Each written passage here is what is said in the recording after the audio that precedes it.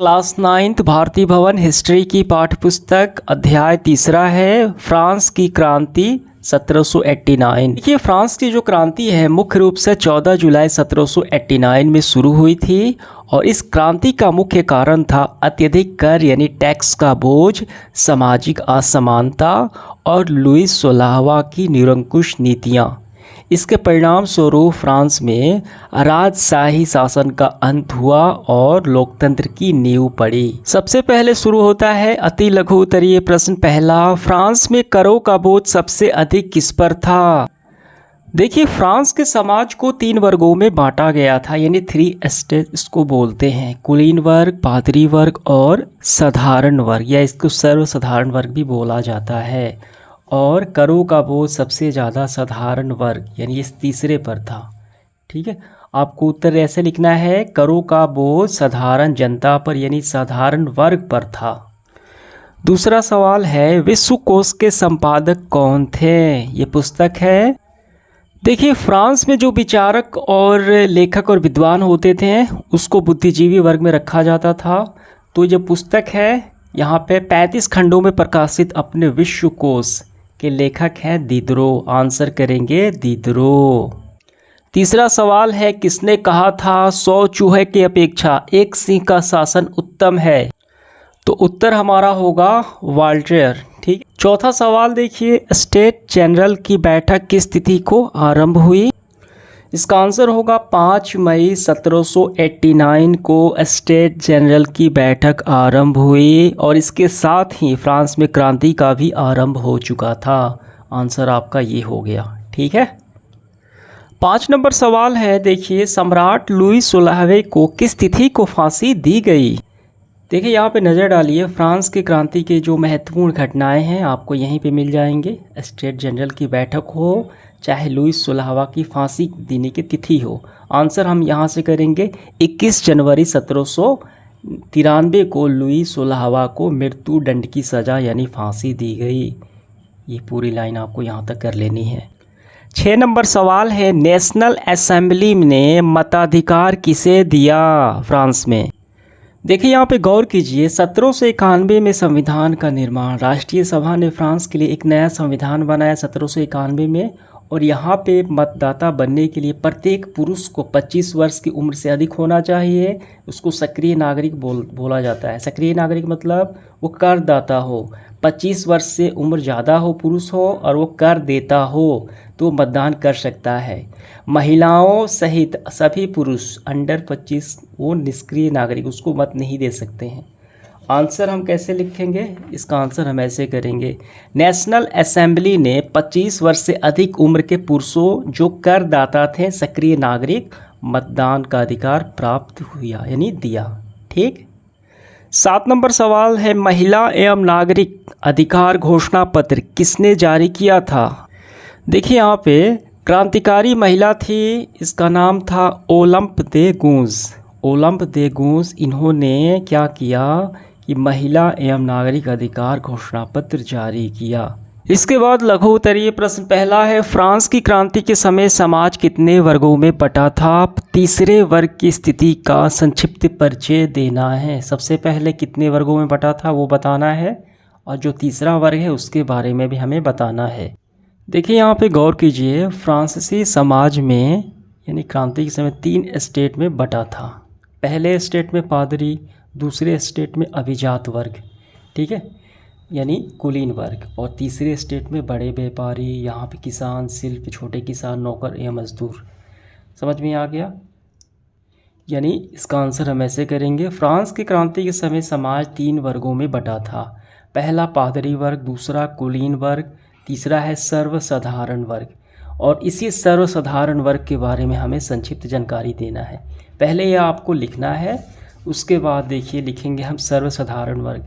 90% जनता तीसरे स्टेट में थी जिसको कोई भी विशेष अधिकार प्राप्त नहीं था। ये अपने स्वामी की सेवा, स्वामी के घर, खेतों में काम करना पड़ता था, सैन्य सेवाएं देना पड़ता, सड़कों के निर्माण सहयोग देना आदि कार्यों के लिए।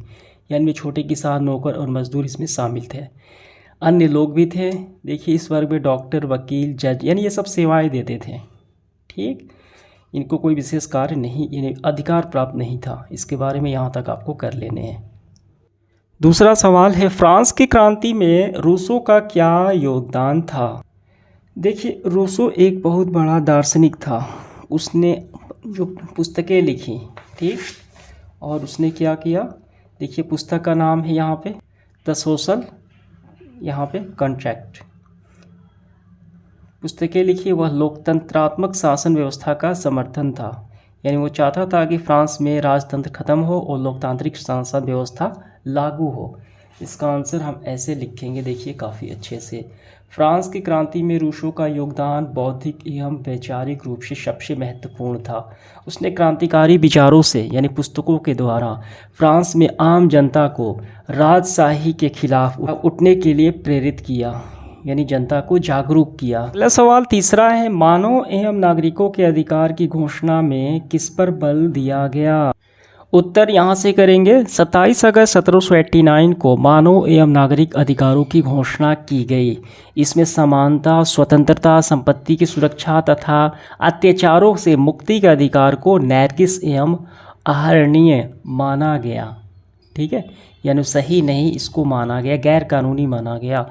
घोषणा के अनुसार मनुष्य इन्हें जन्म से पाता है, इन्हें समाप्त नहीं किया जा सकता, यानी अधिकार इसको देना चाहिए। समानता का, स्वतंत्रता का, संपत्ति की सुरक्षा का भी और अत्याचार से मुक्त करने का भी, यानी ये सारी घोषणाएं हो गई।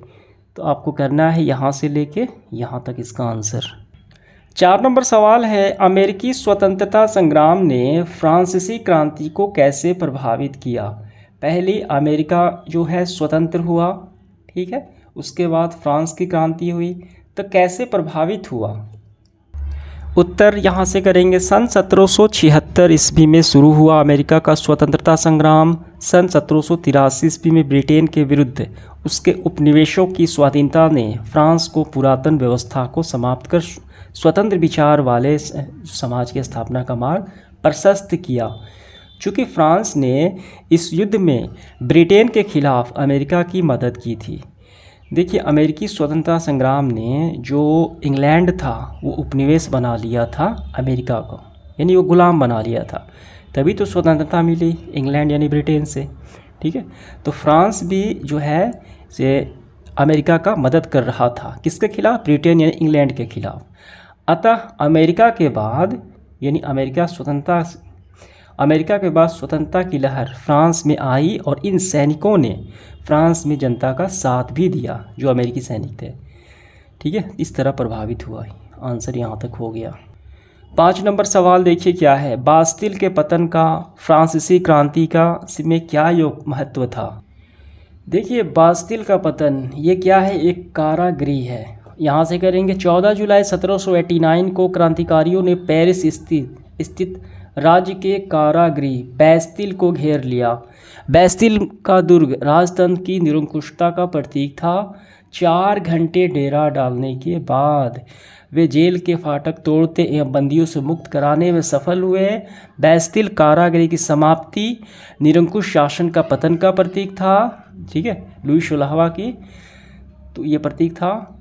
फ्रांस में 14 जुलाई ही स्वतंत्रता दिवस के रूप में मनाया जाने लगा जब बैस्तिल का पतन हुआ। ठीक है, तो उसी दिन फ्रांसीसी क्रांति यानी स्वतंत्रता दिवस में मनाया जाने लगा। ये फ्रांस स्वतंत्र राष्ट्र घोषित हो गया, लोकतंत्र की स्थापना हुई। ये पूरा आपका आंसर हो गया। 6 नंबर सवाल है, रॉक्सफियर के विषय में आप क्या जानते हैं? देखिए, यहाँ पे रॉक्सफियर के बारे में हम यहाँ पे ऐसे बताएंगे, रॉक्सफियर वामपंथी विचारधारा का समर्थन था। देखिए, वामपंथी विचारधारा का मतलब क्या होता है? एक ऐसी विचारधारा है जो समाज में आर्थिक समानता, सामाजिक न्याय, जो समतावादी है उसको बढ़ावा देना, यानी समाज में जो हाशिए पे पड़े लोग होते हैं, कमज़ोर होते हैं, वंचित होते हैं, उनको मदद करना, समाज के मुख्य धारा से जोड़ना, तो वो हो गया वामपंथी विचारधारा। ठीक है, तो ऐप शुरू करना है। रॉक्सफियर वामपंथी विचारधारा का समर्थन था। अतः खाद्य पदार्थों की महंगाई एवं अभाव से नाराज होकर, क्योंकि खाद्य पदार्थ महंगा कर दिया गया, जनता को तकलीफ़ें हो रही थी, उसने हिंसक विद्रोह की शुरुआत थी, शांतिपूर्वक न करके हिंसक विद्रोह की शुरुआत की। ठीक है, और आतंक का राज स्थापित किया। यहाँ तक हो गया। और थोड़ा सा आपको ये लिख लेना है, रॉबेस्पियर प्रत्यक्ष प्रजातंत्र का पोषक भी था। ठीक, यहाँ आंसर हो गया। अगला सवाल है 7 नंबर, फ्रांस की क्रांति के स्वरूप की विवेचना करें, किस प्रकार की ये क्रांति थी। देखिए, फ्रांस की क्रांति का स्वरूप जो है एक लाइन में होगा, मुख्य रूप से मध्यवर्गीय ये क्रांति थी। आपको आंसर ऐसे करना है। देखिए, फ्रांस की क्रांति का स्वरूप, फ्रांस की क्रांति को मध्य वर्गीय यानी बुर्जुआ वर्ग की क्रांति कहा जाता है। इस वर्ग ने क्रांति के पूर्व, क्रांति के दौरान और क्रांति के बाद भी महत्वपूर्ण भूमिका निभाई। क्रांति में अधिकांश नेता और दार्शनिक इसी वर्ग से आते थे। बस यहाँ तक आंसर हो गया। अगला सवाल है 8 नंबर, विश्व इतिहास में फ्रांस की क्रांति का क्या महत्व है। देखिए, उत्तर यहाँ से करेंगे। 1789 में फ्रांस की क्रांति का विश्व इतिहास में विशिष्ट स्थान है, काफ़ी अच्छा महत्व है, बड़ा महत्व है। इस क्रांति ने एक युग का अंत कर दूसरे युग का आरंभ कर दिया। राजतंत्र से लोकतंत्र का अंत शुरू किया। मध्यकाल का अंत और आधुनिक काल का आरंभ हुआ। पुरातन व्यवस्था समाप्त हो गई और एक नई व्यवस्था की नींव पड़ी। प्रजातंत्र, राष्ट्रवाद, समाजवाद, व्यक्ति की महत्ता, स्वतंत्रता और नागरिक अधिकारों की सुरक्षा की भावना इसी क्रांति के परिणाम स्वरूप ये बलवंत हुई, यानी अग्रसर हुई। ठीक है, ये पूरा आपका आंसर हो गया।